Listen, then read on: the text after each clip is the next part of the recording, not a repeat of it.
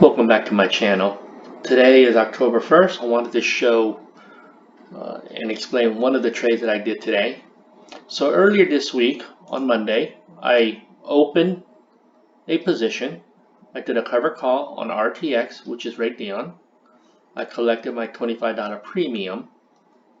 And today, you see RTX actually opened up, and as the option expires tomorrow, it only had about 5 cents of value. So what I wanted to do was something a little bit different. I could have let it expire and I would have reaped the max profit.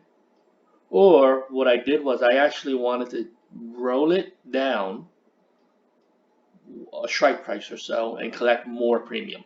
So what that means is you have to close the one that expires at $61, and then I created a new one at $60.